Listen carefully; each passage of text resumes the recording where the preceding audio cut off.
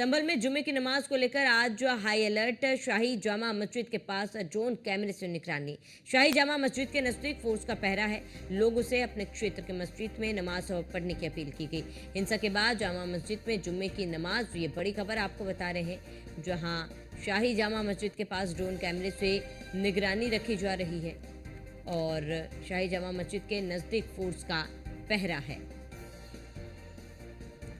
तो बड़ी खबर आपको बता दें, लोगों से अपने क्षेत्र की मस्जिद में नमाज पढ़ने की अपील भी की गई है। हिंसा के बाद जामा मस्जिद में जुम्मे की पहली नमाज होगी और इसी को लेकर संभल हाई अलर्ट पर है।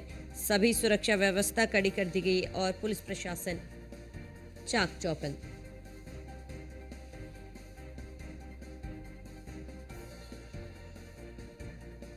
तो शाही जामा मस्जिद के नजदीक फोर्स का पहरा, ये बड़ी खबर आपको बता रहे हैं, जहां कड़ी सुरक्षा के बीच आज नमाज पढ़ी जाएगी। लोगों से अपने क्षेत्र की मस्जिद में नमाज पढ़ने की अपील है। हिंसा के बाद जामा मस्जिद में जुम्मे की पहली नमाज है और संभल में जुम्मे की नमाज को लेकर आज हाई अलर्ट। ये बड़ी खबर आपको बता दें, संभल में जुम्मे की नमाज को लेकर आज हाई अलर्ट। शाही जामा मस्जिद के पास ड्रोन कैमरे से निगरानी और शाही जामा मस्जिद के नजदीक फोर्स का पहरा। ये बड़ी खबर आपको बता दें।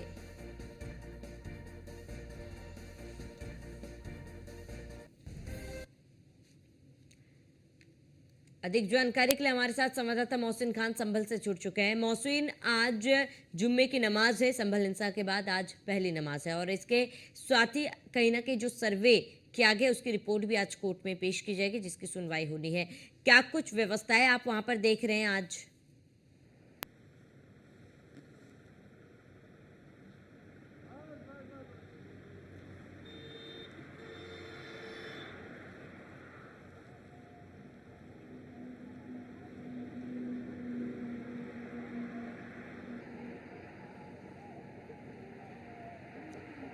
देखिए श्रावणी, निश्चित तौर पर संभल के लिए आज का दिन बड़ा महत्वपूर्ण हो जाता है, क्योंकि आज ही जो है शाही जामा मस्जिद बनाम श्री हरिहर मंदिर के मामले में कोर्ट में सुनवाई होनी है। सिविल जज सीनियर डिवीज़न की कोर्ट में ये सुनवाई होनी है और इसमें ये संभावना है कि आज सर्वे रिपोर्ट भी पेश हो सकती है, क्योंकि सर्वे रिपोर्ट के पेश होने पर असमंजस बना हुआ है, क्योंकि जो लगातार कोर्ट कमिश्नर है रमेश सिंह राघव, वो सर्वे रिपोर्ट की समीक्षा कर रहे हैं और अगर सर्वे रिपोर्ट की समीक्षा करने में वक्त लगता है तो फिर कोर्ट से और समय मांगा जा सकता है, यानी कि फिर इसमें अगली तारीख लग सकती है। इसमें पहली सुनवाई होनी है इस पूरे मामले में और अगर ये कोई पूरा का पूरा मामला अगर सर्वे रिपोर्ट की समीक्षा से जुड़ जाता है और समीक्षा में लेट हो जाता है, देरी हो जाती है, तो फिर कोर्ट से आगे का समय मांगा जा सकता है। उधर आज जुमे की नमाज भी है, तो पूरी तरह से आज संभल हाई अलर्ट पर है और यहाँ पर चप्पे पहले हिंसा भड़की थी और हिंसा इस कदर भड़की थी कि उसमें 4 लोगों की मौत भी हो गई थी। अब देखिएगा, क्योंकि यहाँ से लगातार ये अपील की गई है कि जो जिस इलाके में रहता है वो अपने क्षेत्र की मस्जिद में ही जुमे की नमाज को अदा करे। अक्सर तौर पर यह देखा जाता है कि जुमे की नमाज के दिन शाही जामा मस्जिद या जो भी जिसमें ज़िले की बड़ी जामा मस्जिद होती है वहाँ पर नमाज अदा करने के लिए भीड़ पहुँचती है। अब चूँकि जामा मस्जिद पर पूरा बवाल हुआ था 24 तारीख को, तो उसके मद्देनज़र रखते हुए अब लोगों से अपील की गई है कि जो उनके क्षेत्र की मस्जिद है, जो उनके इलाके में मस्जिद पड़ती है, वहाँ पर वो जुमे की नमाज अदा करें। कुल मिलाकर 1 बजे से और 3 बजे का जो समय है ये बड़ा महत्वपूर्ण होगा, बड़ा अहम होगा, क्योंकि इसी बीच जो है न केवल शाही जामा मस्जिद बल्कि जो अलग अलग मस्जिदें हैं वहाँ पर जुमे की नमाज अदा की जाएगी। जुमे की नमाज श्रावणी इसलिए भी अलग अलग समय पर अदा की जाती है कि अगर किसी की नमाज छूट जाती है तो वो अपने आसपास की जाकर दूसरी मस्जिद में नमाज अदा कर सकता है। तो इसी तरह से जो है लोगों से अपील की जा रही है कि वो अपने अपने क्षेत्र में जुमे की नमाज अदा करें। इंटरनेट सेवाएं आज भी पूरी तरह से बंद है। संभल के अंदर आज 5वां दिन है इंटरनेट सेवाओं को बंद हुए हुए और इसके अलावा अगर हम सुरक्षा व्यवस्था की बात करते हैं तो शाही जामा मस्जिद और उसके आसपास के इलाकों पर ड्रोन कैमरे से निगरानी की जा रही है। इसके साथ ही साथ शाही जामा मस्जिद और उसके आसपास के रास्तों पर 30 सीसीटीवी कैमरे लगाए गए हैं। ये 30 नए सीसीटीवी कैमरे लगे हैं और इनका जो मास्टर कंट्रोल रूम है वो सदर कोतवाली और एसपी ऑफिस है, जहां से पूरी मॉनिटरिंग और निगरानी की जा रही है। जबकि अगर बात करते हैं पुलिस फोर्स की तो यहाँ पर एक कंपनी आरआरएफ और 4 कंपनी पीएससी के अलावा भारी मात्रा में पुलिस फोर्स को तैनात किया गया है। मुरादाबाद, रामपुर और अमरोहा से अतिरिक्त पुलिस बल बुलाया गया है। अतिरिक्त पुलिस बल को यहाँ पर तैनाती दी गई है और खासतौर से उन पुलिसकर्मियों को उन इलाकों में तैनात किया गया है जो पूर्व में संभल में तैनात रहे हैं। तो कुल मिलाकर चाक चौबंद सुरक्षा व्यवस्था संभल के अंदर की गई है और संभल की गलियों गलियों में और चप्पे चप्पे पर पुलिस बल को पूरी तरह से तैनात कर दिया गया है। और इसके साथ ही साथ जो सर्विलांस और साइबर की टीमें हैं वो भी अपना काम कर रही है, मॉनिटरिंग कर रही है लगातार, क्योंकि टेक्स्ट मैसेजेस अभी जा सकते हैं, इंटरनेट सेवाएं बंद है, लेकिन जिस तरह से मोबाइल फ़ोन चल रहे हैं तो उससे कहीं ना कहीं मोबाइल फ़ोन को लेकर भी जो असामाजिक तत्व हैं उनके जो है सर्विलांस पर मोबाइल फ़ोन लिए गए हैं ताकि किसी तरह की कोई स्थिति ना बन पाए। तो कुल मिलाकर कोर्ट में सुनवाई और जुमे की नमाज दोनों ही बड़े महत्वपूर्ण हो जाते हैं संभल के लिए कि कोर्ट क्या, अगर कोर्ट में सर्वे रिपोर्ट पेश होती है तो सर्वे रिपोर्ट में क्या कहा जाता है, क्योंकि जिस वक्त याचिका दाखिल की गई थी 19 नवंबर को श्रावणी, तो 95 पेज की ये याचिका थी।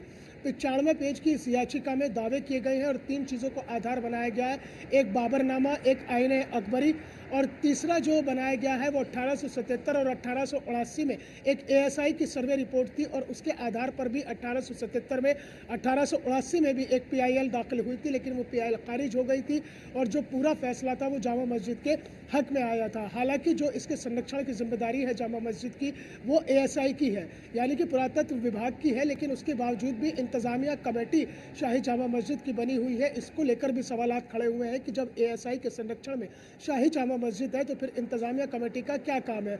और जिस तरह से बाबरनामा और आईन अकबरी का जिक्र किया गया है, बाबरनामा में यह जिक्र किया है याचिका के अंदर, उसमें कहीं ये लिखा हुआ है जो हिरदू बेग यानी कि जो बाबर का सेनापति था हिरदू बेग, उसने श्री हरिहर मंदिर के आंशिक रूप को ध्वस्त किया था।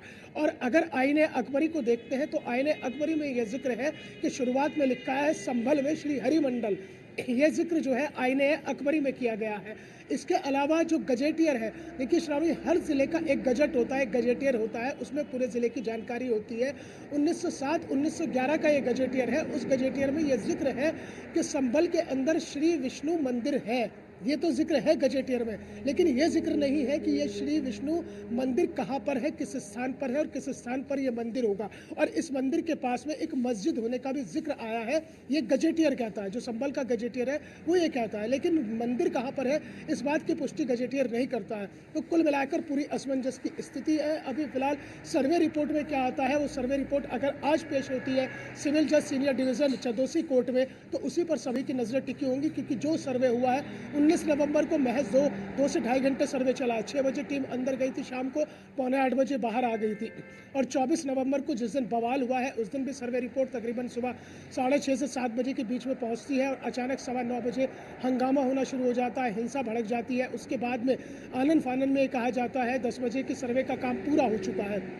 तो उसमें देखना यह भी महत्वपूर्ण होगा कि सर्वे का जो काम पूरा हुआ है उस सर्वे में किन चीज़ों को आधार बनाया गया है, कौन सी वो चीज़ें हैं, कहाँ कहाँ पर टीम ने सर्वे किया है, क्योंकि एएसआई भी वहाँ पर मौजूद थी। अगर जो मस्जिद है शाही जामा मस्जिद, अगर उसके बाहरी हिस्से को देखते हैं तो बाहरी हिस्से पर कई ऐसे दावे किए गए कि सनातन के शिलालेख थे, लेकिन उन सब को जो है सीमेंट करके प्लास्टर करके ढक दिया गया, इस तरह के दावे किए गए हैं। तो उन दावों के बीच में कितनी सच्चाई है ये सर्वे रिपोर्ट बताएगी, लेकिन कुल मिलाकर इतना है कि संभल जो है आज पूरी तरह से हाई अलर्ट मोड पर है और संभल के अंदर जो तमाम चीज़ें हैं सुरक्षा के पहलुओं को लेकर उस पर डीएम, एसपी, डीआईजी और मुरादाबाद कमिश्नर आंजनेय कुमार लगातार नजर बनाए हुए हैं। पीस कमेटी की मीटिंग भी की गई है। पीस कमेटी की मीटिंग में लोगों से यही अपील की गई है कि शांति बनाए रखें, आराम से जुमे की नमाज अदा करें, क्योंकि पुलिस प्रशासन जो है पूरी तरह से मुस्तैद है। और सबसे बड़ी बात यह है कि देखना यही होगा कि क्या शाही जामा मस्जिद में आज जुमे की नमाज होती है या नहीं होती है, क्या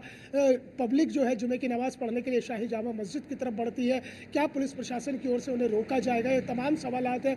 हालांकि पहले ही जो है वहाँ की पब्लिक को, वहाँ के लोगों को पुलिस प्रशासन ने भरोसे में लिया है और कहा है कि आप अपने अपने घरों पर जुमे की नमाज अता करें, शांति और अमन की दुआएं करें, क्योंकि पुलिस जो है लगातार उपद्रवियों के खिलाफ कार्रवाई कर रही है। अब तक 31 उपद्रवियों को पकड़कर सलाखों के पीछे पहुंचाया जा चुका है और अवैध रूप से जो तवंचों का इस्तेमाल किया था वो भी बरामदगी हुई है। तो कुल मिलाकर जो है अलर्ट मोड पर संभल है और संभल को संभलने के लिए जिस तरह से पुलिस प्रशासन ने अब पीस कमेटी के सदस्यों के साथ मीटिंग की है, आसपास के लोगों को भरोसे में लिया है, तो उसके बाद में जो है कोशिश यही की जा रही है कि संभल जो है जिस तरह से 2 दिन सामान्य रहा है वो अभी भी सामान्य रहे।